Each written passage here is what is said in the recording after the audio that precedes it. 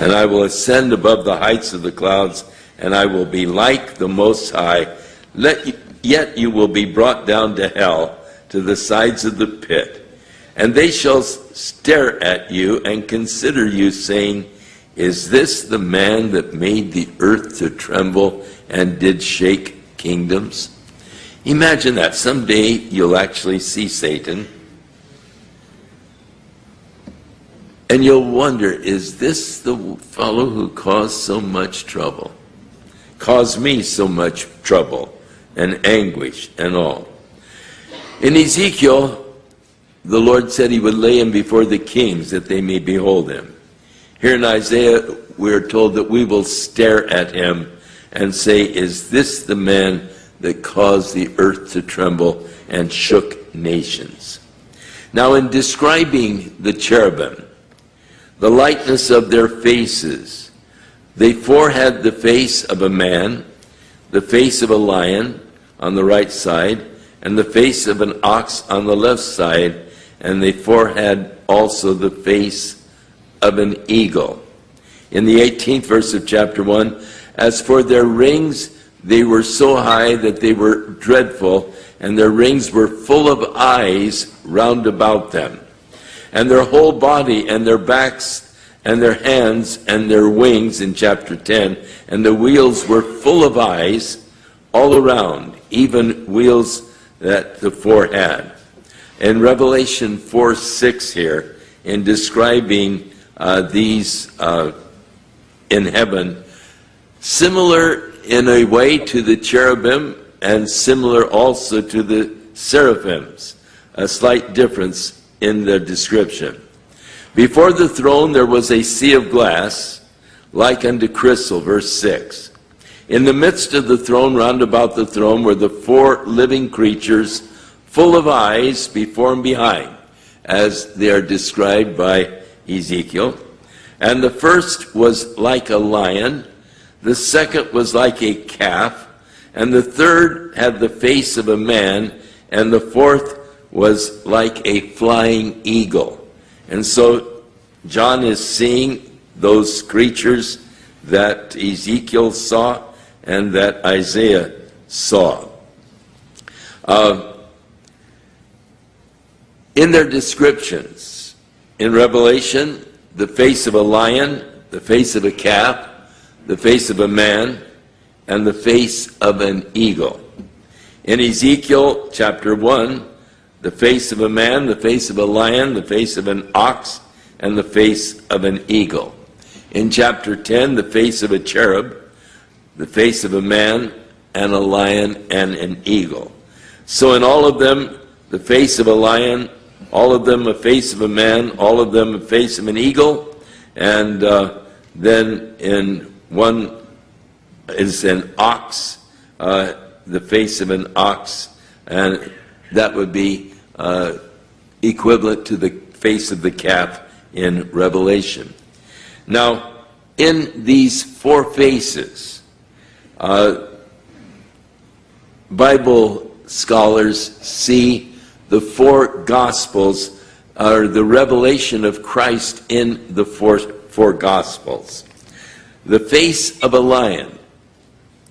In the book of Matthew, Jesus is represented as the Lion of the tribe of Judah, and as the king of the beast, and Jesus is presented in Matthew's gospel as God's king. He was born a king, lived a king, died as a king, and raised as a king, and he's coming again as king.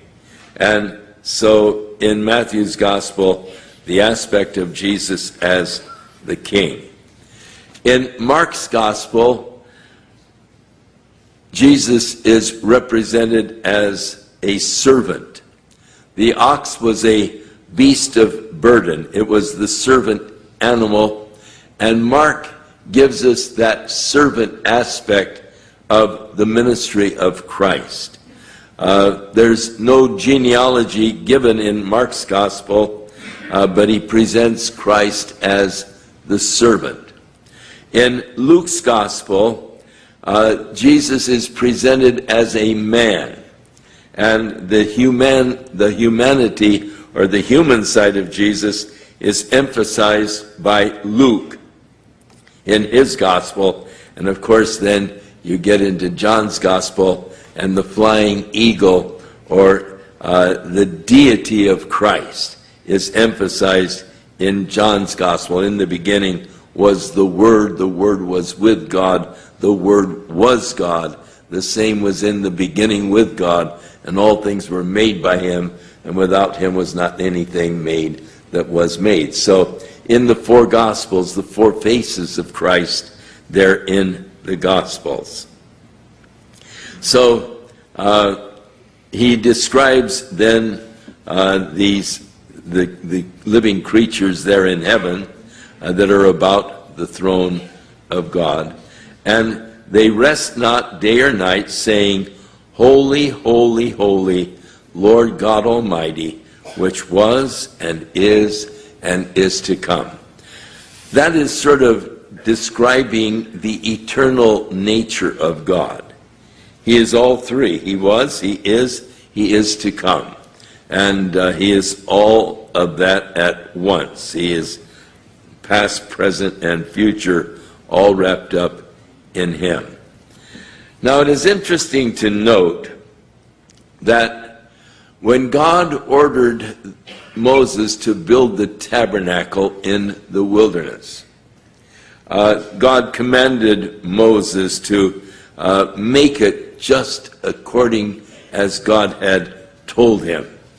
And in Hebrews chapter 8, we are told concerning the tabernacle that was made in the wilderness was a model of heaven. It gave you an idea of what heaven was like.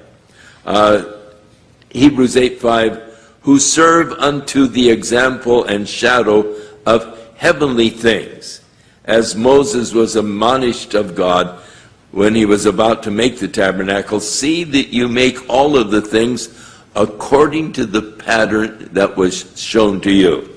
And in Hebrews 9:24, for Christ is not entered into the holy places that were made with hands, that is the earthly temple, which were the figures of that which is true, or the model, but into heaven itself, now to appear in the presence of God for us.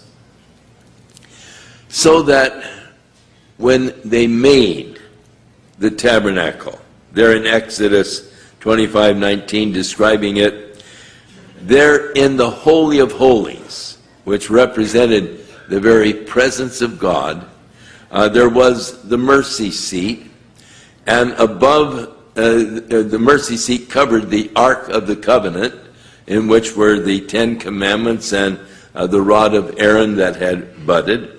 And above, or the lid over the Ark of the Covenant, was called the mercy seat. And there above the mercy seat were carved two golden cherubim with their wings touching each other, and the other outer wings touching the walls of the inner court, or the Holy of Holies. And so as Hebrews tells us, they were a model of heavenly things. Looking at the tabernacle and the Holy of Holies, you get a little insight as to what heaven will be looking like when we get there. And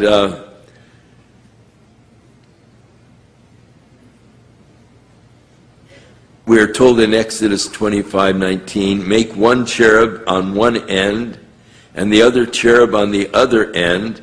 Even of the mercy seat shall you make the cherubim on the two ends thereof.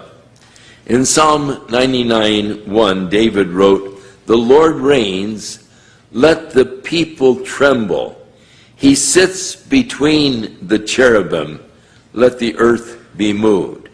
In Isaiah 37:16, O Lord of hosts, God of Israel, that dwells between the cherubims, you are God, even you alone of all of the kingdoms of the earth, you have made